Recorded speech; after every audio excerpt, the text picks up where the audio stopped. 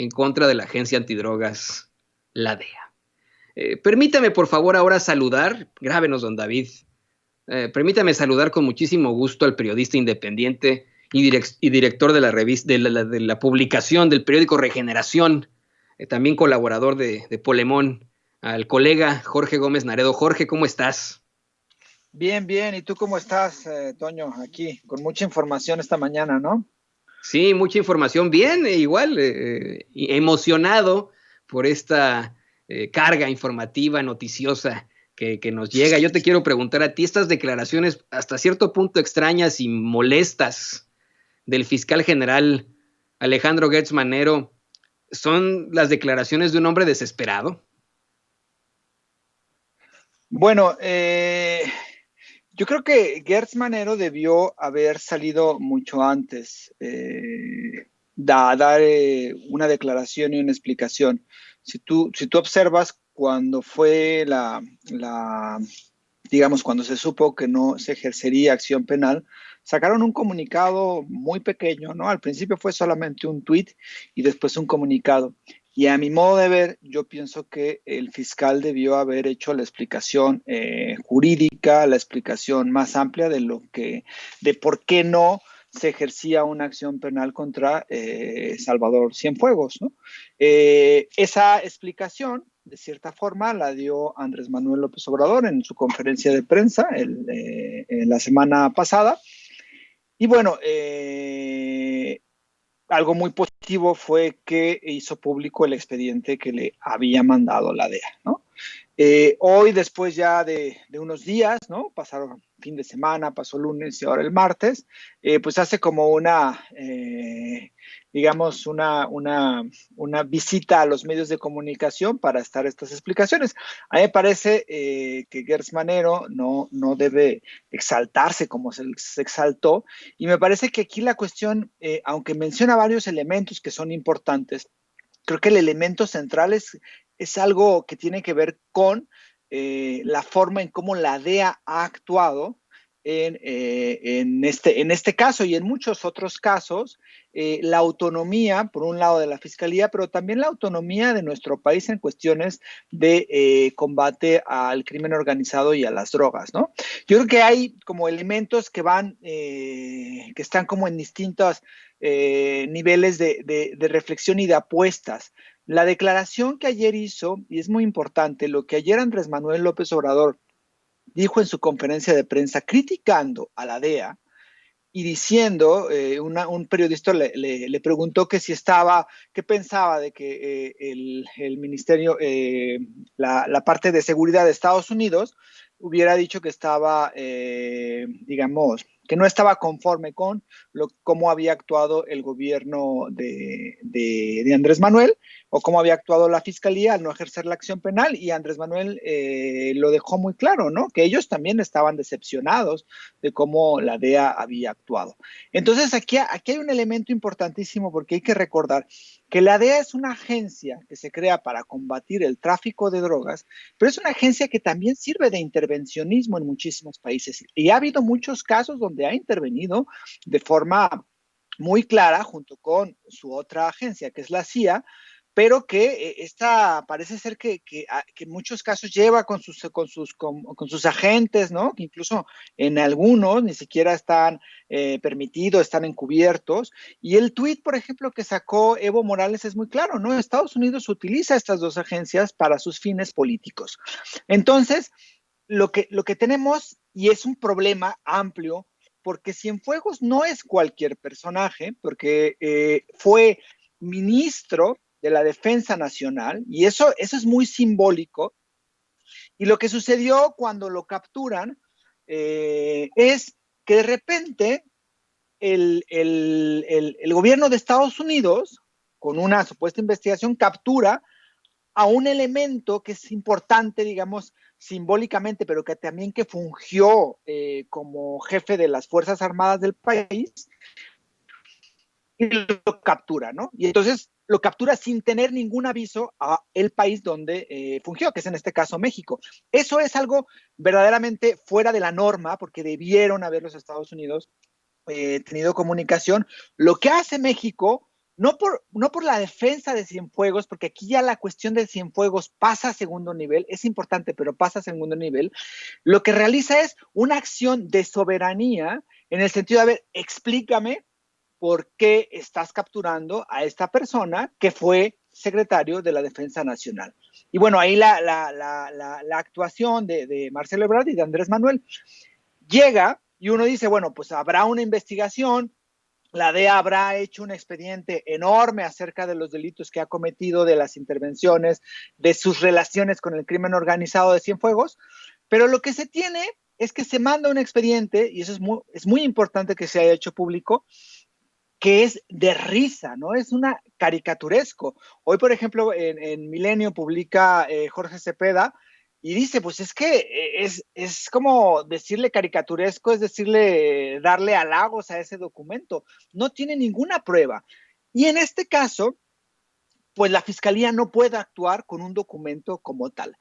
Este es un caso que tiene que ver con, y por eso la reacción de Andrés Manuel, que es como una especie de burla, bueno, pues tú me mandas supuestamente un gran documento y entonces, pues, una gran investigación y esta no existe. Ahora, puede que exista. Pero Jorge, perdón que te interrumpa aquí, y es que es importante que lo podamos señalar. Lo acabas de decir al principio de tu intervención. El que debió haber salido desde el principio a explicar esta determinación tuvo que ser el mismo fiscal general. O sea, la cosa hubiera sido completamente distinta. Creo que la controversia hubiera sido completamente distinta si, como en otras ocasiones, se convoca una conferencia de prensa y le explica a los mexicanos y mexicanas, al pueblo de México, el fiscal general, oigan, ¿saben qué? La DEA nos mandó una investigación chafísima, no nos mandó los indicios, las más pruebas que mandaron al gran jurado en los Estados Unidos. Esto fue lo que ocurrió y así, vamos, o sea, por sentido común, por claridad, se lo planteas a la gente. ¿Por qué soltar un tuit en medio de la tarde-noche, que un tuit sumamente controvertido con la determinación de la Fiscalía General de la República? ¿Y por qué el presidente López Obrador al día siguiente tiene que explicar a esa Fiscalía General de la República que, si bien es cierto, es parte del gobierno de México, pues es autónoma, no tiene nada que ver con el Poder Ejecutivo? Sí, indudablemente. A mí me parece que debió desde un principio la Fiscalía hacer algo y mencionar algo y explicarlo, ¿no? O sea, yo creo que la gestión de Gertz Manero es criticable en muchos aspectos. Me parece que no logra entenderse bien, que parece ser una cuestión personal, ¿no? Esta declaración así, me quieren dar en la madre a mí, ¿no? Me quieren hacer eso. Creo que no me parece que ella ha sido, y es una fiscalía que necesita ser más rápida. O sea, yo creo que hay una decepción en ese sentido, de que la fiscalía debería de hacer las cosas un poco más rápidas. O sea, la cuestión no es encarcelar al mayor número posible de personas, pero sí hay casos que pudieron y que necesitan ser más ágiles, ¿no? Parece que es muy lenta, parece que actúa, parece que por un lado va el gobierno de Andrés Manuel rapidísimo con programas sociales y a la vanguardia en muchísimas cosas, y la fiscalía va más lenta, ¿no? La fiscalía va más opaca, ¿no? Y creo que no ha logrado y no se logró establecer bien esta parte del fiscal, que es una fiscalía autónoma y que Andrés Manuel le ha dado la confianza a Gertz Manero, que por otra parte, pues tiene experiencia y por otra parte también estuvo en el gobierno de Vicente Fox. Eso también hay que recalcarlo, ¿no? Para quienes vivimos esa etapa. Tuvo una buena relación cuando Andrés Manuel era jefe de gobierno de la Ciudad de México, pero sí me parece que se precisa una mayor aceleración en muchísimos de los casos, porque uno de los elementos importantes que existe y una de las apuestas importantes del gobierno de Andrés Manuel es la no impunidad, ¿no? Es la no corrupción y el castigo de esta corrupción, o el castigo de los delitos, y me parece que ahí hay un problema que no lo podemos dejar de ver, ¿no? Que es un problema de impunidad, que es un problema de casos que no se castigan y de investigaciones que no avanzan. Y me parece que tampoco la actitud de Gertz Manero es la adecuada, pues. Exacto, ¿no? Yo lo veo como un personaje ya desesperado, pensando que la situación es personal con él. Y esto es lo claro, ¿no? No podríamos nosotros, o sea, vamos, si alguien es funcionario, o nosotros como periodistas, tomarnos personal las cosas, ¿no? Si hay algún tipo de crítica en nuestra contra o etcétera, o el público, el mexicano, la mexicana de a pie nos exige X o Y, no podríamos salir a decir, es que estoy desesperado por todo esto. Además, insisto, es mero sentido común. Si el fiscal general, en lugar de varios días después hacer este tipo de declaraciones frente a una Carmen Aristegui o un Ciro Gómez Leiva, hubiera salido esa tarde-noche a hacer una conferencia de prensa en la que se explica todo esto, igual, incluso puede ser de una forma exasperada, molesta, oigan, ¿saben qué? Hicimos la investigación sobre el general Salvador Cienfuegos, pero no nos entregaron exactamente lo mismo. Creo que la situación sería completamente diferente. Y creo que el problema es, Jorge Gómez Naredo, que la gente está muy insatisfecha con el trabajo de la Fiscalía General, no solo en este caso, en muchos otros casos. Lo tardados que han sido en el caso de Emilio Lozoya Austin, una serie de situaciones que han quedado también en el olvido, la permisividad en cuanto a personajes que pudieron ser acusados formales en su momento y que se fugaron, como Tomás Herón de Lucio, que permitieron fugas de esa naturaleza. Creo que la gente está insatisfecha con la Fiscalía General de la República y tiene absolutamente todo el derecho de expresar sus críticas. Creo que lo legítimo es que la gente en efecto se exprese así de la Fiscalía General de la República, del fiscal general, y creo que no es muy legítimo, no es legítimo para nada ver al fiscal general sumamente encabronado, y discúlpame la palabra, pero sumamente encabronado, tratando de justificar sus errores. Sí, o sea, indudablemente. Ahora, creo que también hay que tener en cuenta, digamos, que en este proceso está esta cuestión de la actuación de la Fiscalía, pero también está la cuestión de la DEA, ¿no? O sea, es decir, tampoco podemos decir que la DEA actuó y que, como muchos han querido decir, ¿cómo es posible que se dude, ¿no?, de esta agencia de investigación, cuando en realidad es una agencia que, pues, tiene una larga historia de casos de actuaciones políticas y de intereses, ¿no? Yo creo que eso no lo debemos de dejar de lado. Tampoco debemos de dejar de lado que hay un grave problema, o sea, han sido años y años y años de que las fiscalías, no solamente la general, sino las fiscalías de los estados, las policías, han estado desestructuradas, han estado corrompidas, o sea, han tenido casos terribles, ¿no? Y echar a andar este aparato enorme de justicia que no solamente va por la cuestión de la investigación, sino también por la procuración de la justicia, es complicado. Y por eso es a veces muchísimo más el enojo, ¿no?, de que uno quisiera que fuera muchísimo más rápido la procuración de justicia, y uno quisiera ver que ya no existiera la impunidad, que ya no existiera ningún caso de corrupción, o que cualquier caso de corrupción fuera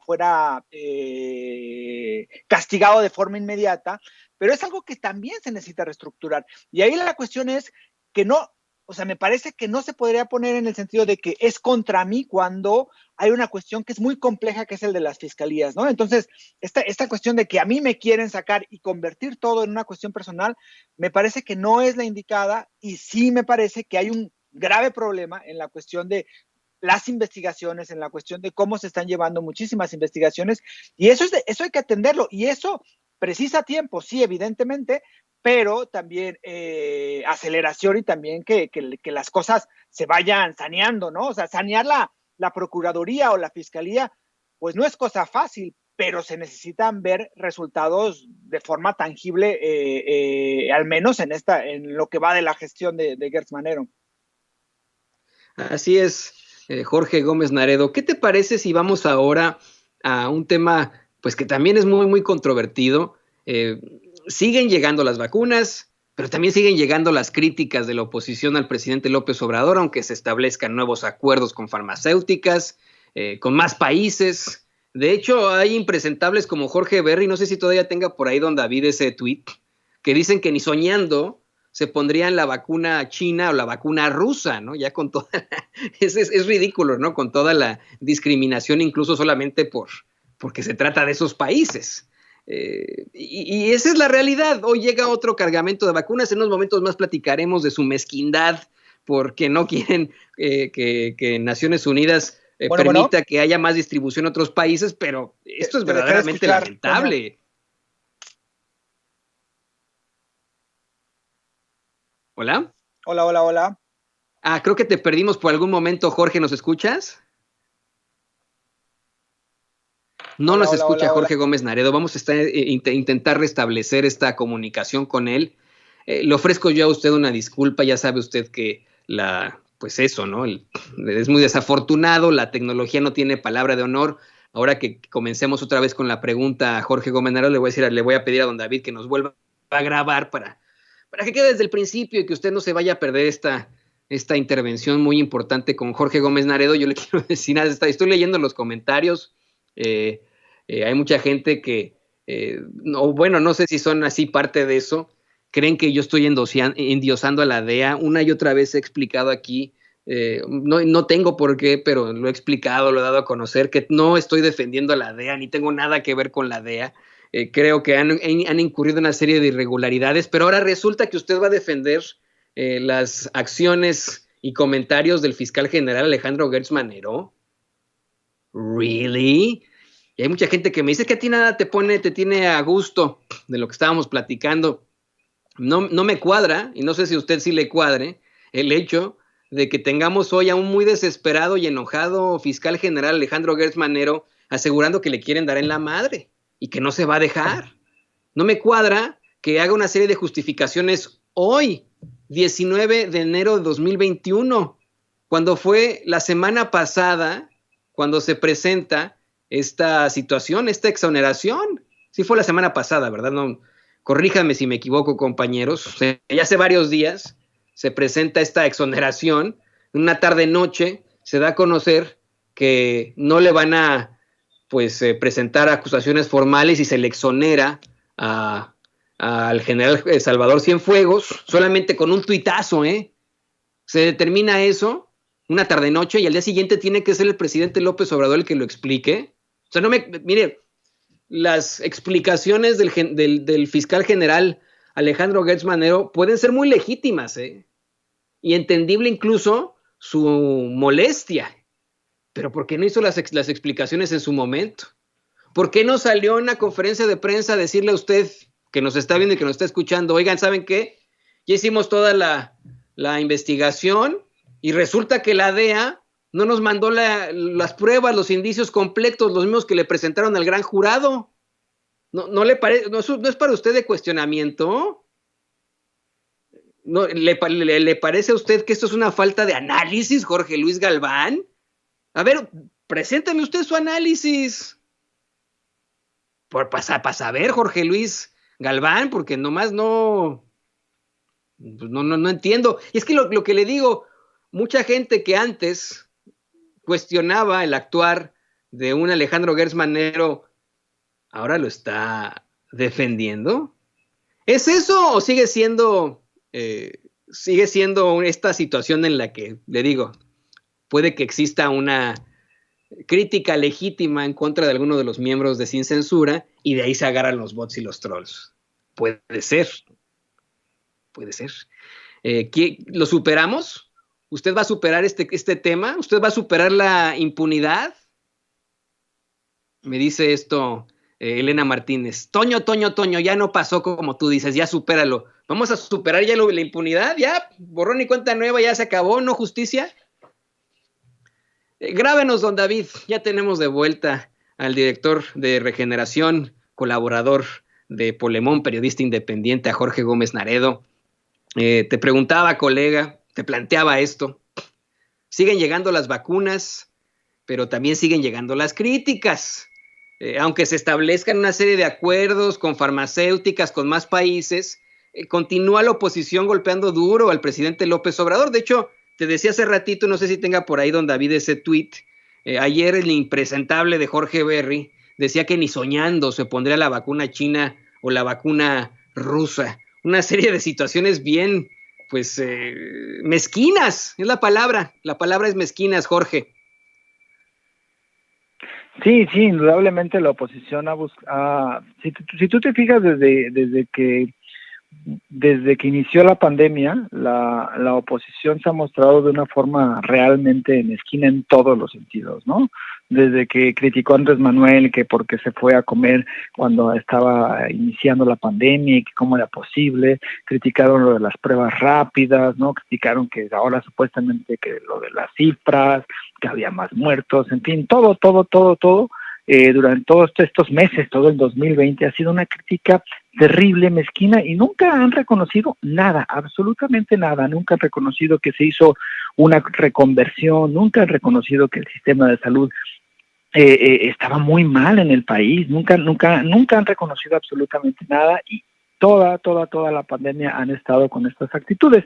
Y ahora que está lo de la vacuna, pues no, uno pensaría que pudiera haber un cambio, ¿no?, en la actitud de la oposición, pero pues no hay ningún cambio, y lo que tenemos es una cuestión verdaderamente terrible de cómo están utilizando esta cuestión de la distribución de la vacuna, que es una distribución enorme en prácticamente todo el país, ¿no?, en todo el mundo, en esta cuestión de la distribución. Y lo que están haciendo ahora es terrible, ¿no?, porque están utilizando esto pues para sus fines políticos, para el golpeteo contra Andrés Manuel, y lo ruin es que no ven que hay una cuestión enorme de problemáticas con la producción de las vacunas, con que todavía hay experimentos todavía, o sea, no todas las vacunas están libres, ¿no? O sea, todavía se siguen en fase 3 en varias de estas vacunas. Y la cuestión aquí es que tenemos un caso como muy particular, ¿no?, en el sentido de que el mundo lo anunció Andrés Manuel cuando fue una intervención en la ONU, y después mandó una carta, y después se hizo con esa carta y con esa petición se hizo después lo de la intención, ¿no?, de que hubiera vacunas para todo el mundo. Pero aquí la cuestión es que hay una concentración de vacuna por parte de varios países. Varios países ya compraron 100, 200, 300 millones de dosis, más allá incluso de su misma población. Canadá tiene el doble de dosis de su población. Entonces, lo que tenemos pues es una cuestión verdaderamente terrible, y a México, Andrés Manuel siempre ha apostado por esta postura de ser solidarios con todos los países. Incluso Antonio Guterres, que es el secretario general de la ONU, él dijo, es que si no hacemos una vacunación en prácticamente todo el mundo, la estrategia para frenar la pandemia no va a ser la adecuada o no va a ser tan efectiva. Y entonces aquí la cuestión es que Andrés Manuel, con este anuncio que se hizo de que hubo una petición de la ONU para que hubiera un reparto de vacunas muchísimo más equitativa, pues la oposición empezó a, digamos, ahora sí que a echar espuma por la boca, ¿no?, criticando a Andrés Manuel, que cómo era posible, que primero eran los mexicanos, que Andrés Manuel no quería a los mexicanos, cuando en realidad lo que está siguiendo Andrés Manuel es esta solidaridad con los pueblos más pobres del planeta que no han tenido acceso a las vacunas, ¿no? Entonces, este elemento me parece que demuestra bien la política internacional que ha tenido Andrés Manuel, que es algo congruente, y que hay que tener en claro que estamos en un momento donde no hay las vacunas, donde es un bien escaso y que se tiene acceso a pocas dosis, pero esas pocas dosis deben de ser lo más equitativamente posible, ¿no? Y creo que esa es una lucha que trasciende la frontera, trasciende la política mexicana y va a una política internacional de solidaridad con los pueblos, y que en realidad la oposición lo ha aprovechado, y con estas críticas de la oposición lo que se vislumbra es la mezquindad que tiene esta oposición, tanto dentro del país como en su concepción internacional. Pues sí, en efecto, es una situación verdaderamente interesante esto que tenemos que plantear, que tenemos que considerar, que tenemos que analizar, Jorge Gómez Naredo. Para mí es inenarrable el que una persona se enoje porque nosotros como mexicanos estamos compartiendo la forma de pues evitar que continúe esta pandemia con el mundo, ¿no?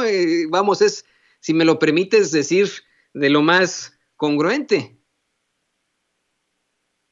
Sí, sí, sí, indudablemente. Y hay cosas muy feas, ¿no? Que uno se entera de estos mensajes terribles, ¿no? Y las discriminaciones, lo que tú hablabas ahora de Jorge Berry, ¿no? De que él no se va a vacunar con las vacunas chinas, ¿no? Que, o sea, yo creo que la oposición tiene y se ha desnudado, ¿no?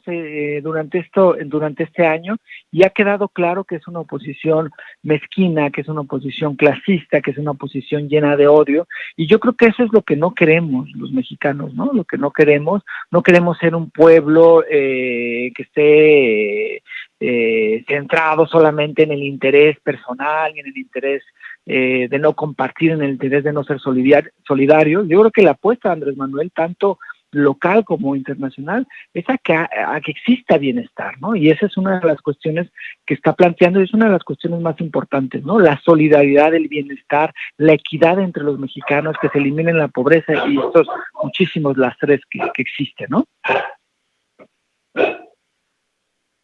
Así es, Jorge Gómez Naredo. ¿Qué te parece que nos compartes, por favor, tus redes sociales, la forma en la que la gente puede leerte en Regeneración, en Polemón? Es muy importante. Mucha gente, los chats están desatados en estos momentos, tienen mucho que decir desde los chats, quieren comunicarse contigo, conmigo también, pero aquí estamos listos, Jorge. Pues sí, yo creo que eso es algo muy importante, estos espacios de debate, estos espacios, fíjate que, o sea, eso a mí me da, uno puede estar en contra, puede estar a favor, puede tener muchísimos argumentos acerca de una u otra cosa, pero yo creo que esta concientización de la gente, que se exprese cuando está enojada, que se exprese cuando, en fin, es algo importantísimo, porque eso indica que la gente está politizada, y que si la gente está politizada y la gente está consciente, no nos van a volver a engañar, no nos van a venir a vender un cuento, ¿no? Y vamos a hacer, yo creo que somos un pueblo muy consciente, como lo ha dicho Andrés Manuel, y estos espacios son fundamentales para que exista esta discusión y para que exista la información y para que se hable acerca de muchísimos temas, ¿no? Y bueno, pues nosotros estoy en Regeneración, que es un periódico que se edita, vamos a sacar ya pronto el siguiente número en impreso. Pueden consultarlos en la página del Instituto de Formación Política de Morena, ahí están los números, y también en Polemón, polemón.mx, que es la página que tenemos ya desde hace varios años, y la revista Polemón, tanto en Twitter como en Facebook, y a mí me pueden buscar como JG Naredo en Twitter y Jorge Gómez Naredo en Facebook. Pues exactamente, busquemos siempre tener un diálogo más abierto, y te agradecemos, Jorge Gómez Naredo, director de Regeneración, colaborador de Polemón y por supuesto periodista independiente, por siempre tener este tipo de análisis tan puntuales y tan fuertes aquí en Sin Censura. Sí, muchísimas gracias, Toño, y de verdad, muchísimo. Sabemos que en los medios de comunicación tradicionales jamás las audiencias, la gente que escucha va a tener un diálogo con ni Ciro, con Gómez Leiva, ni con ninguno de ellos. Y esto es algo muy importante en Sin Censura, y por eso es tan fundamental que continúe. Gracias, Jorge Gómez Naredo, colega periodista independiente.